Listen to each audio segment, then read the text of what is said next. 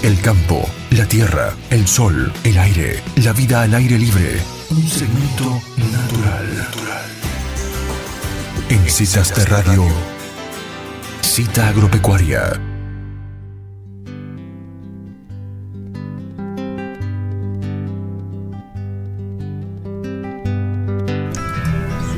Bueno, ya estamos al aire con Lorenzo Preve. Lorenzo Hola. es director del área de Dirección Financiera Hola. del IAE.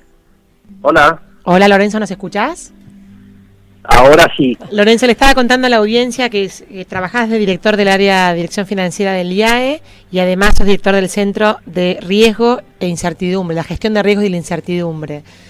Ahora, ¿qué hace un especialista en riesgo hablando a productores agropecuarios?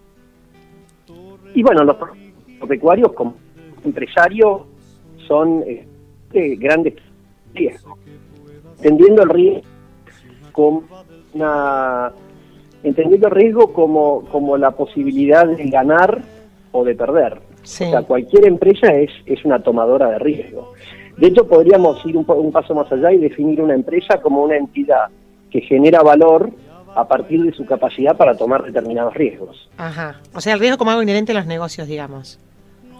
El riesgo es inherente a los negocios. De hecho, riesgo es posibilidad de que algo ocurra distinto a lo esperado. No es necesariamente algo malo. En realidad, si vos mirás la definición del diccionario, dice que riesgo es posibilidad de un daño. Claro. Pero la realidad es que si mirás la definición de riesgo de la estadística, es variación con respecto a un valor esperado. Ujú. Hola Lorenzo, ¿cómo estás? Catalina Castro es mi nombre.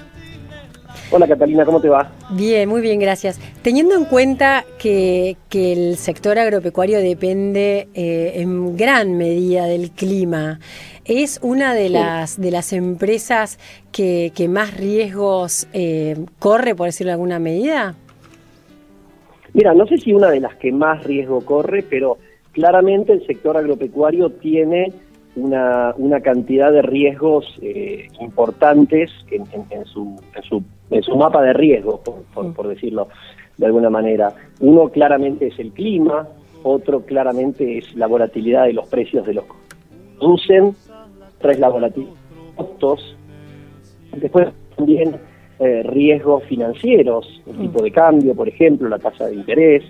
Otro riesgo bastante clásico y bastante conocido en el sector es el riesgo político, ¿no? Claro, Claro. el cambio de las reglas del juego, digamos. Cambio de las reglas de juego que pueden ser para mejor o para peor. Ahora hay mucha discusión respecto de qué va a pasar la campaña que viene con algunos cultivos en un eventual cambio de gobierno. Claro. ¿Y vos considerás que el sector es de los más riesgosos en comparación con otros sectores? No sé si podría decir eso. Porque, a ver, por un lado, uno podría estar tentado de decir eso, porque uno dice, mirá el clima, mirá la volatilidad de los precios. Pero la realidad es que hay muchísimas empresas y sectores industriales que tienen, sectores de la economía, por llamarlo mejor, que tienen una cantidad de riesgos importantes. Claro. O sea que me parece que es un sector que tiene sus riesgos. A mí la verdad que me parece que bien medidos, o sea, bien estudiados, hay muchos riesgos interesantes en muchos sectores de la economía. Claro. O sea, No solamente en el sector. O sea, imagínense, por ejemplo, la minería. La minería también es un sector muy riesgoso. Imagínense sectores donde hay plantas industriales con mucha inversión de capital. O sea, me parece que es difícil decir cuál es más riesgoso. Claro, está bien. O sea que tu especialidad sería esa fina línea entre cubrirse contra el riesgo y apostar, por otro lado, a que no suceda. Mira, mi lema es: tenés que ganar plata cuando la volatilidad te es favorable, pero no te tenés que fundir cuando la volatilidad no te es favorable. Dicho de otra manera, una empresa que produce, no sé, ponerle soja, cuando el precio de la soja está muy alto, tiene que lograr ganar mucha plata. Ahora, para eso tiene que estar expuesto a la volatilidad del precio de la soja, y eso quiere decir que cuando la soja baje de precio va a perder plata. Claro. Entonces, el arte es ser capaz de limitar las pérdidas a la baja de la soja para mantener la posibilidad de tener ganancias cuando la soja suba. Claro. Y esto te dice el análisis, digamos, el ejemplito con un solo riesgo, pero imagínate en una empresa que tiene una cantidad de riesgos, no sé, cuando hacemos mapa de riesgos de las empresas encontramos 40, 50 riesgos que impactan en la compañía. Entonces, ya no es solamente el análisis de un riesgo individual, como te acabo de hacer el ejemplo de la soja, sino hacer ese mismo análisis con todos los riesgos de la compañía. Entonces, en algunos riesgos dirás, de este riesgo no quiero tomar nada de exposición, entonces si baja, o sea, si me es desfavorable no perderé plata y si es favorable no ganaré, para poder tomar el riesgo en otras variables que son las que a mí me interesan. Claro. ¿Y consideras? El ejemplo podría ser una empresa agropecuaria que dice, no voy a tomar riesgo de tasa de interés, no voy a tomar riesgo de, no sé, de tipo de cambio, para poder tomar más riesgo de precio de commodities. Claro. Claro, porque uno puede elegir las variables. ¿Y consideras, por ejemplo, que la tecnología, tanto en agricultura como digamos, en manejo del negocio de hoy, ha minimizado los riesgos del negocio de agricultura histórico? Mira, creo que, por un lado, todo lo que se ha aprendido en términos, no sé, por llamarlo agronómicos de alguna manera, que todo lo que es variedades de semilla, cultivos que se siembran en diferentes fechas, toda la que es la diversificación geográfica, todo lo que sabemos de rotación de cultivos, etcétera, yo creo que eso ha sido una herramienta muy importante para elegir cuánto riesgo climático tomar. Claro, está bien. Por un lado. Y por otro lado tenés toda la discusión sobre los instrumentos que te permiten elegir cuánto riesgo de precios vas a tomar en algunos de los cultivos por lo menos. Claro. O sea, cuando uno decide vender a un precio fijo su cosecha, ya está eliminando el riesgo de precio de su negocio, claro. Si lo hace por la totalidad, digamos, ¿no? Ahora, si después el precio del cultivo sube, bueno, uno no habrá ganado, pero si baja, no perdió. Claro, está bien. O sea que entonces uno de los riesgos más imprevisibles vendría a ser la política. Bueno, la política, yo no sé si llamarlo impredecible. A ver, la gente tiene la tendencia a decir que el riesgo político es un riesgo impredecible y que es un riesgo ingestionable o imposible de mitigar. Sí. Yo creo que en muchos casos no es tan así. Yo creo que si uno aprende a entender cuáles son los determinantes de las decisiones de los políticos, no digo que sea fácil, pero digo que es bastante más entendible la próxima decisión de un gobierno. O sea, yo creo que ahora ya a nadie le cabe duda de que este gobierno no va a bajar las retenciones, a pesar de que al principio mucha gente decía, bueno, las van a bajar, no las van a bajar. Yo creo que este gobierno tiene una política que más o menos uno la entiende, entonces, bueno, van a hacer este tipo de política. Después uno puede estar de acuerdo o no de acuerdo, pero acá la discusión no es si uno está de acuerdo o no, la discusión acá es qué va a hacer el gobierno, cómo me va a afectar y qué tengo que hacer yo para adaptarme a las circunstancias que me toca vivir. Ese sería un poco el análisis. Ahora, uno analizando las ideas, no solamente lo que dicen, sino lo que parecería que piensan los otros candidatos, uno podría tratar de ver cuáles son las próximas medidas de cambio o no de reglas de juego de los próximos candidatos a presidente. Sí. Después, tomando siempre, que lo logren hacer es otra cosa. Claro, no, y tomando siempre con pinzas lo que se dice en campaña, ¿no? Sí, por eso te digo, no es solamente lo que dicen, sino lo que tratar de entender un poco más allá, y más allá de lo que dicen es lo que piensan, ¿no? Lorenzo, y tú... Pero uno es fácil empezar a entender la lógica de lo que yo llamo los determinantes de un riesgo. El determinante de un riesgo es aquello que hace que ese riesgo ocurra. Para darte un ejemplo, el nivel de reservas del Banco Central o la diferencia entre los dólares que entran y salen a la economía son determinantes de el riesgo de volatilidad del tipo de cambio. Claro. Muy bien. Lorenzo, y el título de tu charla habla de la decisión de transferirlos o de asumirlos a los riesgos, ¿no? ¿Cuánto hay de digamos, de margen de acción de alguien que puede decir, bueno, yo elijo transferirlo, yo elijo asumirlo. Es como que uno tiene que tomar como una decisión de negocio basada en un montón de factores que creo que también tiene que ver la personalidad de cada uno, ¿no? Mira, vos podrías decir, yo voy a tomar todo el riesgo climático de Trenkelauken en soja, suponete, Sí. por decir un ejemplo.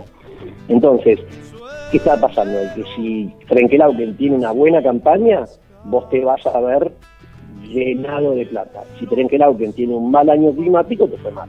Claro. Ahora, vos podrías decir, no voy a tomar todo ese riesgo. Por ejemplo, una parte se lo voy a transferir a un seguro, que es llamás a una compañía de seguros que te venda un seguro climático. O vas a decir, no voy a tomar todo riesgo Trenkelauken, voy a hacer una diversificación geográfica o una diversificación de cultivos. Claramente, si vos diversificaste cultivos y después fue un año maravilloso para la soja, y resulta que vos habías diversificado porque no querías tomar todo el riesgo soja, y bueno, tomaste la decisión de no asumir todo el riesgo soja. Claro. ¿Se entiende? Sí, sí.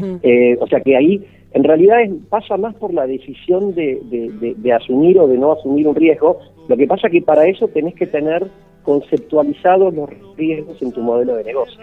La otra decisión típica que en los fondos, estos pools de siembra, se veía muy clara era cuánto riesgo-precio quiero tomar. Y un pool de siembra, en el fondo, muchas veces lo que hacía era, decía, bueno, yo voy a tomar tanto riesgo de precio de tal cultivo y todo el resto lo voy a eliminar.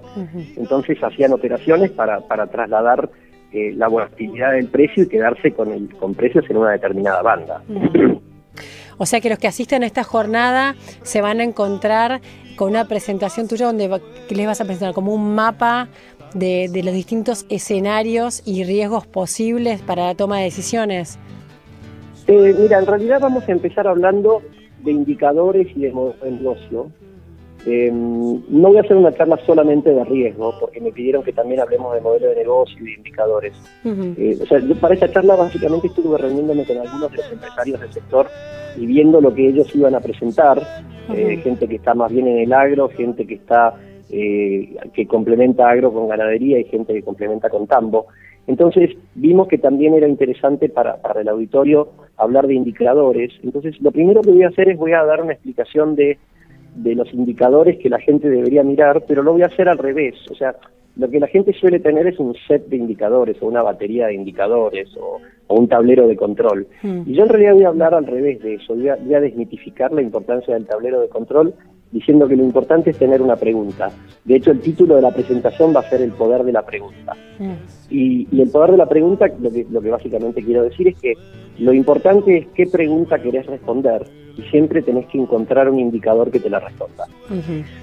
Después de trabajar toda esa discusión sobre indicadores y explicar cómo se mueve el flujo de los fondos de una empresa, pero no es una discusión de cómo se arma un flujo de fondos, sino de dónde viene la plata y a dónde va. Entonces vamos a hablar de cuánto podemos retirar como empresarios de nuestra empresa, etcétera. Ahí vamos a empalmar con la parte de riesgo y vamos a decir que en el fondo hay una cantidad de riesgos que afectan a la empresa y al negocio y que esos riesgos tienen un impacto en la manera en que lo manejo. Claro. Y entonces ahí vamos a hablar de riesgos.